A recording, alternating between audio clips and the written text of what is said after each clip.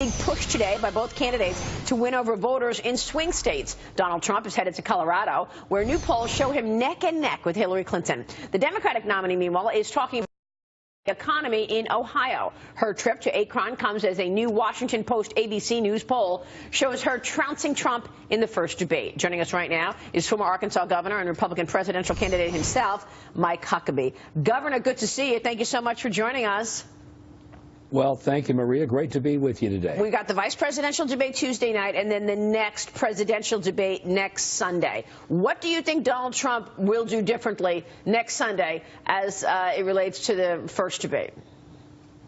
I think he'll go on the attack a whole lot more with Hillary Clinton starting at the beginning, and he's going to be on the defensive about these tax returns. But he doesn't need to be.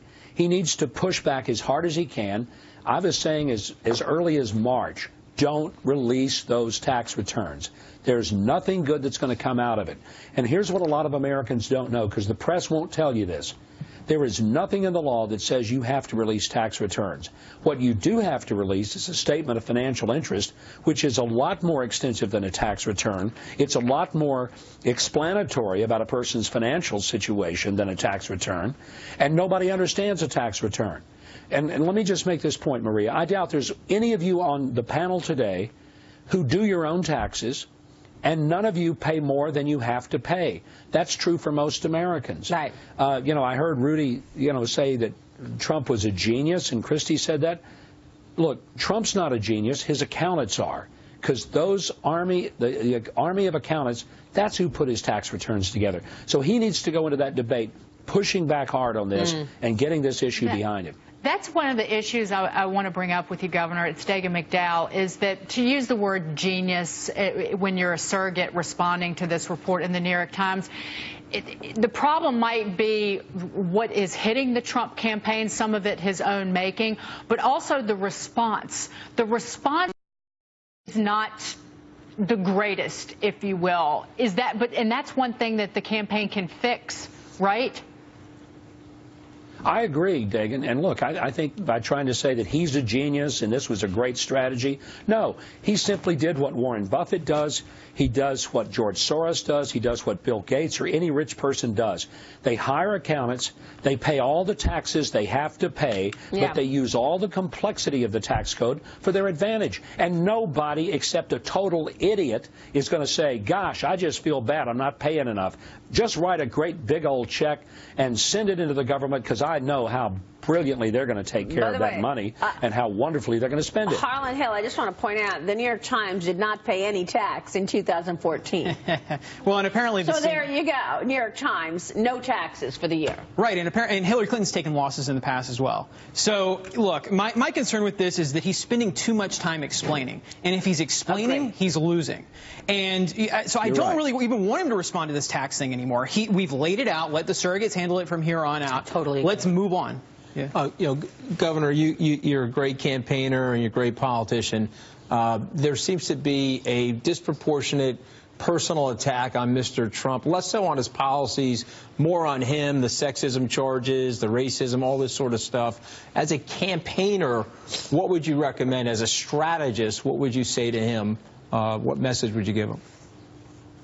Anthony, what I would do is to just urge him, when he's hit on these personal things, is to just brush it back by saying, when they can't attack what I want to do for America, when they can't find fault with how I'm going to change these trade deals, reform the tax code, when they can't deal with the fact that I'm going to actually defeat ISIS, the only thing they have left is to come after me with these ridiculous personal attacks.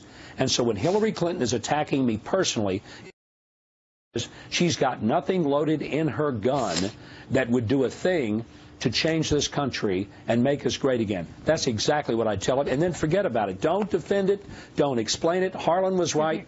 When you're explaining in politics, you're losing ground. Well, that's the thing. I mean, the first debate, he was on defense from the get-go. And whether it's explaining the birther issue, explaining his taxes, explaining himself as a businessman, he was just explaining the whole debate instead of actually talking about his economic policies. And I said this last week, Dagan, I just feel like his message is very cohesive effective and straightforward. Cut taxes, roll back regs. Her message is not. She's got to take him off message to be effective. That's all she's got. And the thing that I know that Trump supporters have to find frustrating at this point is that he can't get out of his own way, that he can't help himself. And, Governor, to that point, if you talked to him in the last week, if you picked up the bat phone and said, hey, listen, Donald, here's the deal, have you done that?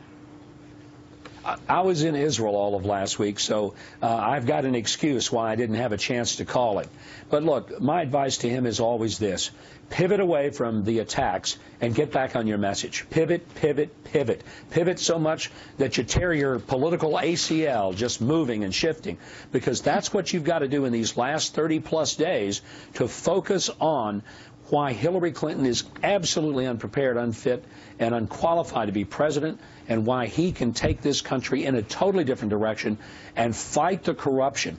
Look, the system is corrupt. The reason we have a complicated tax code, the reason that Republicans don't change it, the reason Democrats don't change it, is because manipulating the tax code is how they get political contributions. They're never going to change it unless somebody comes in and blows the thing up. Yeah. And Trump's the only one in this campaign who could do that. Governor, how important is this first vice presidential debate tomorrow night? Isn't it interesting that there's a new poll that says Americans are having a tough time remembering the VP candidates' names?